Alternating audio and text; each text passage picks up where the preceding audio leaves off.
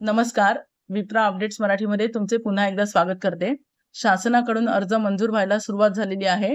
बऱ्याच जणांचे अर्ज मंजूर झालेले आहेत. काही जणांचे अर्ज अजूनही पेंडिंग दाखवत आहेत. तर काही जणांचे अर्ज रिजेक्ट झालेले आहेत. तर काही जणांना एडिट आणि रिसबमिट म्हणजे पुन्हा एडिट करून सबमिट करण्यासाठी पर्याय येत आहे. आता हे अर्ज का पेंडिंग दाखवत आहेत? कशामुळे रिजेक्ट झाले आहेत? का फक्त काही जणांना एडिटमध्ये जाऊन पुन्हा रिसबमिट करण्याचा ऑप्शन येत आहे? तसेच एडिट ऑप्शनमध्ये जाऊन अर्ज रिसबमिट कसा करायचा? आपल्या अर्जाचं स्टेटस नक्की कुठे पाहायचं? याची सविस्तर माहिती मी तुम्हाला या व्हिडिओमध्ये देणार आहे. त्यामुळे व्हिडिओ अजिबात स्किप न करता संपूर्ण पहा. पण त्यापूर्वी अजूनही माझ्या चॅनलला सबस्क्राईब केलं नसेल तर लगेचच सबस्क्राईब करून घ्या, जेणेकरून अशाच प्रकारचे नवनवीन अपडेट्स तुम्हाला माझ्या चॅनलवर लगेचच मिळतील. सगळ्यात आधी अर्ज मंजूर झालेले आहेत म्हणजे अप्रूव्ह झालेले आहेत, त्यांनी पुढे काहीच करायचं नाही. तुमचा अर्ज मंजूर झाला आहे हे तुम्ही जो फॉर्म भरताना मोबाईल नंबर अपडेट केला होता त्या मोबाईलमध्ये SMS द्वारे सांगण्यात येईल. म्हणजे त्या मोबाईलमध्ये तुम्हाला SMS येईल किंवा तुम्ही नारी शक्ती दूत ॲप ओपन करून सर्वात आधी अपडेट करायचं आहे आणि त्यानंतर केलेले अर्ज या ऑप्शनवर क्लिक करून तुम्ही तुमचे स्टेटस पाहू शकता. अर्ज मंजूर झाल्यानंतर काही जणांच्या अकाउंटमध्ये ₹1 जमा होईल. आता हा ₹1 आला म्हणून तुम्ही कन्फ्यूज होऊ नका. यासाठी तुम्ही माझा 1 ऑगस्ट 2024चा व्हिडिओ पहा. यानंतर अजूनही बरेच जणांचे अर्ज पेंडिंग दाखवत आहेत त्यांच्याविषयी. तुमचा फॉर्म भरून पोर्टलवर सबमिट झाल्यानंतर फॉर्म वेगवेगळे अधिकृत व्यक्तींकडून तपासला जातो, व्हेरीफाय केला जातो. जोडलेल्या कागदपत्रांची व्यवस्थित पडताळणी केली जाते. भरलेले फॉर्म सर्व निकषांमध्ये पात्र आहेत की नाही हे पाहिलं जातं. या सर्व बाबी वेगवेगळ्या अधिकृत व्यक्तींकडून अधिकाऱ्यांकडून तपासल्या जातात. त्या तपासत असताना तुम्ही भरलेला अर्ज नारी शक्ती दूत ॲपच्या स्टेटसवर पेंडिंगमध्ये दाखवला जातो. या सर्व प्रोसेससाठी म्हणजेच फॉर्म व्यवस्थित भरून सबमिट झाल्यानंतर साधारण 15 दिवसाचा कालावधी जातो. कारण मी स्वतः एकच फॉर्म व्यवस्थित सबमिट केला आणि तो 15 दिवसांनी अपलोड म्हणजेच मंजूर सुद्धा झाला. मोबाईलवर संपूर्ण फॉर्म भरण्याची प्रोसेस पाहण्यासाठी तुम्ही माझा 15 जुलै 2024चा व्हिडिओ पहा. आता आपण रिजेक्टेड फॉर्म विषयी जाणून घेऊया. काही जणांच्या स्टेटसमध्ये रिजेक्टेड आलेले आहे. यामध्ये त्यांनी असं म्हटलं आहे की सर्वेक्षण पुनरावलोकन करून स्वीकारलं गेलं नाही. म्हणजे तुम्ही जो फॉर्म भरलेला आहे तो आम्ही तपासला आणि तो आता स्वीकारला गेला नाही. पुढे ते असं म्हणतात की हा फॉर्म तुम्हाला परत भरता येणार नाही. याचा अर्थ असा होतो की तुमचा फॉर्म रिचेकरकडून स्वीकारला गेला नाही आणि तुम्ही पुन्हा हा फॉर्म रिसबमिट करू शकत नाही.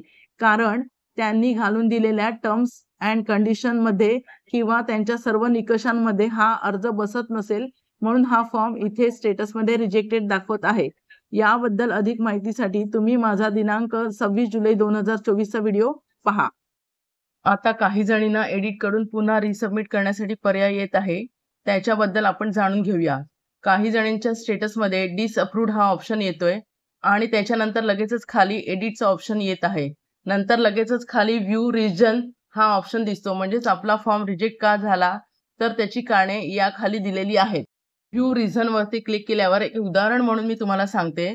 Both side Aadhaar not uploaded असं इथे लिहिलेलं आहे. याचा अर्थ आधार कार्डचं एकच पान इथे अपलोड झालेलं आहे आणि आता इथे एडिट ऑप्शनमध्ये तुम्हाला लेटेस्ट अपडेट केलेलं आधार कार्डचं पुढचं आणि पाठचं अशी 2 पानं एकत्र झेरॉक्स काढून परत अपलोड करायची आहेत. इथे तुम्ही म्हणाल काही जणांचं आधार कार्डचं एकच पान अपलोड केले आहे आणि त्यांचा फॉर्म अप्रूव्ड म्हणजेच मंजूर झालेला आहे. आता हे कसं काय? इथे तुम्ही नीट लक्षात घ्या. आधार कार्ड 2 प्रकारचे आहेत. एक आपल्याला सुरुवातीला ओरिजिनल मिळालं होतं आणि दुसरं स्मार्ट आधार कार्ड, जे काही जणांनी ओरिजिनल आधार कार्ड खराब होऊ नये म्हणून बनवून घेतलेलं. इथे मी तुम्हाला ओरिजिनल आधार कार्ड आणि स्मार्ट आधार कार्ड यामधील फरक सांगते. ओरिजिनल जे लांबट आकाराचं कागदाचं आधार कार्ड आहे त्याच्यामध्ये पहिल्याच पानावर नाव, जन्मतारीख, राहण्याचा पत्ता, बाकी सर्व डिटेल्स एकाच पानात येते. पण स्मार्ट आधार कार्ड जे पॅन कार्डप्रमाणे आहे, छोटंसं आहे, ज्यामध्ये नाव आणि जन्मतारीख येते आणि ॲड्रेस मागच्या साईडला येतो. आता इथे काही जणींनी कदाचित याच स्मार्ट आधार कार्डचं पहिलं पान लावल्यामुळे ॲड्रेसची डिटेल्स अधिकृत अधिकाऱ्यांना चेक करायला, व्हेरीफाय करायला मिळत नाही आणि ते तुमचा फॉर्म व्हेरीफाय करू शकत नाही. म्हणून तो अर्ज इथे आधार डिसअप्रूव्ड आणि एडिट अँड सबमिटचा ऑप्शनमध्ये दाखवत आहे. तुम्हाला व्ह्यू रिझनमध्ये जर कोणता ऑप्शन पाठवला गेला असेल तर तुम्हाला एडिट ऑप्शनवर क्लिक करायचं आहे आणि जे काही रिझन जी कोणती डॉक्युमेंट्स मागितलेली आहेत ती एडिट ऑप्शनवर जाऊन व्यवस्थित सांगितल्याप्रमाणे पुन्हा अपलोड करायची आहेत. लक्षात घ्या, एडिट ऑप्शन हा फक्त एकदाच येत आहे, त्यामुळे फॉर्म सबमिट करण्याआधी अजून काय काय माहिती आपल्याला भरायची आहे किंवा काय काय डॉक्युमेंट्स आपल्याला परत अपलोड करायचे आहेत हे व्यवस्थित वाचा आणि नंतर संबंध फॉर्म व्यवस्थित चेक करा आणि सबमिट करा, कारण एडिटचा ऑप्शन फक्त एकदाच येतो आहे. इथे तुम्हाला फॉर्म रिसबमिट करण्याची पुन्हा दुसरी संधी मिळणार नाही, हे लक्षात असू द्या. मुख्यमंत्री माझी लाडकी बहीण योजनेअंतर्गत मिळणारे पैसे मर्यादित कालावधीसाठी नसून प्रत्येक महिन्याला बँक अकाउंटमध्ये जमा होणार आहेत. म्हणून अजूनही जर कोणी फॉर्म भरला नसेल किंवा भरायचं राहून गेला असेल तर त्यांनी 31 ऑगस्ट 2024च्या आधी फॉर्म भरावा. आता इथे नव्याने जे फॉर्म भरणार आहेत त्यांच्यासाठी फॉर्म भरताना कोणकोणत्या कारणासाठी तुमचा अर्ज डिसअप्रूव्ड होऊ शकतो ते आपण पाहू, जेणेकरून नव्याने मोबाईलवर फॉर्म भरणाऱ्या महिलांना याची मदत होईल. मोबाईलवर नव्याने फॉर्म भरणाऱ्यांसाठी माझा 15 जुलै 2024चा व्हिडिओ पहा. नारी शक्ती दूत ॲप डाउनलोड करण्यापासून ते फॉर्म सक्सेसफुली सबमिट होईपर्यंतची संपूर्ण प्रोसेस सांगितलेली आहे. अर्जामध्ये सगळ्यात आधी सुरुवातीला नावाचा ऑप्शन आहे. यामध्ये त्यांना आधार कार्डप्रमाणे नाव पाहिजे आहे. म्हणजे इथे जर कोणी नाव घालताना चुकलं असेल किंवा आधार कार्डप्रमाणे नाव टाकलं नसेल तर तुमचा फॉर्म इथे डिसअप्रूव्ड होण्याची शक्यता आहे. याच्यानंतर इथे दुसरी मिस्टेक होण्याची अशी शक्यता आहे की महिलांचे लग्नापूर्वीचे नाव विचारले आहे. म्हणजे ज्या महिलांनी लग्न झालेले आहे तरीही त्यांनी आपल्या लग्नापूर्वीचेच नाव या अर्जामध्ये घालायचे आहे. जर का तुम्ही इथे या नावामध्ये गडबड केली, आधीचं नाव नंतरचं नाव, तरीसुद्धा इथे तुमचा फॉर्म डिसअप्रूव्ड होण्याची शक्यता आहे. यानंतर अर्जदाराचा पत्ता या ऑप्शनमध्ये गडबड होण्याची शक्यता आहे. अर्ज भरताना तुम्हाला आधार कार्डवर जो पत्ता लिहिलेला आहे तोच पत्ता इथे लिहायचा आहे. अर्जामध्ये तुम्ही दिलेला पत्ता आणि आधार कार्डवरचा पत्ता यामध्ये तफावत असल्याचं आढळून आलं तर अशा कंडिशनमध्येही तुमचा अर्ज बाद होऊ शकतो किंवा तुम्हाला एडिट करून पुन्हा रिसबमिट करण्याचा पर्याय येऊ शकतो. इथे आता मोबाईल नंबरमध्ये कोणती गडबड होऊ शकते ते आपण पाहू. मोबाईल नंबर चुकीचा दिल्यामुळे तुमचा अर्ज पेंडिंगमध्ये राहू शकतो. इथे हा जो मोबाईल नंबर तुम्ही देणार आहात या मोबाईल नंबरवर अर्ज सबमिट केल्यानंतर OTP म्हणजेच वन टाईम पासवर्ड येतो. तो पासवर्ड तुम्हाला फॉर्म सबमिट करतेवेळी लगेचच भरावा लागतो. इथे जर तुम्ही चुकीचा मोबाईल नंबर किंवा दुसरा कोणता मोबाईल नंबर भरला गेला असेल तर तुम्हाला OTP येणारच नाही आणि तुमचा फॉर्म पुढे सबमिट होणारच नाही, हे लक्षात घ्या. आता पाहू आपण बँक डिटेल्स. यामध्ये अर्जदाराचे खाते असलेल्या बँकेचा तपशील विचारलेला आहे.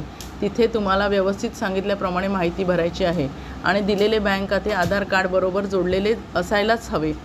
इथे जर कोणाचं आधार कार्ड बँकेबरोबर जोडलं नसेल तर मग इथे अर्ज डिसअप्रूव्ड होण्याची शक्यता आहे. पुढे डॉक्युमेंट्स अपलोड करताना कोणकोणत्या चुका होऊ शकतात ते आपण पाहू. सगळ्यात आधी आधार कार्ड अटॅच करायचं आहे. आधार कार्डचं पुढचं मागचं पेज एकत्र करून झेरॉक्स घेऊन मग ते एकत्रितपणे अपलोड करायचं आहे. आता काही जण इथे आधार कार्डचं एकच पेज अपलोड करतात म्हणून मग त्यांचे फॉर्म इथे डिसअप्रूव्ड होण्याची शक्यता आहे. त्यानंतर उत्पन्न प्रमाणपत्र किंवा पिवळे किंवा केशरी रेशन कार्ड असं विचारलेलं आहे. इथे रेशनिंग कार्ड अपलोड करतेवेळी काही जण रेशनिंग कार्डचं एकच पान म्हणजे पहिलं पान अपलोड करतात. रेशनिंग कार्ड अपलोड करताना रेशनिंग कार्डचं पहिलं आणि शेवटचं अशी 2 पाने एकत्रित फोटो काढून अपलोड करायची आहेत.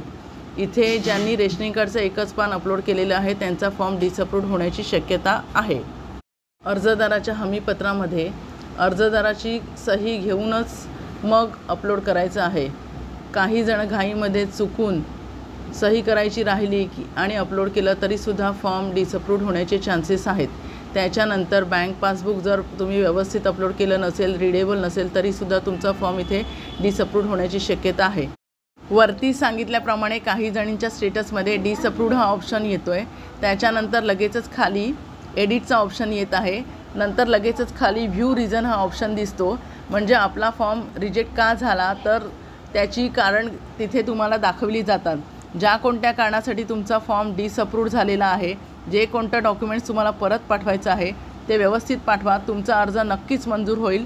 नवीन फॉर्म भरणाऱ्यांसाठी आणि आधी अर्ज भरलेल्यांसाठी हा व्हिडिओ नक्कीच महत्त्वाचा आहे. त्यामुळे गरजूंपर्यंत हा व्हिडिओ नक्कीच शेअर करा. व्हिडिओ आवडल्यास व्हिडिओला लाईक करा, शेअर करा, सबस्क्राईब करा. धन्यवाद.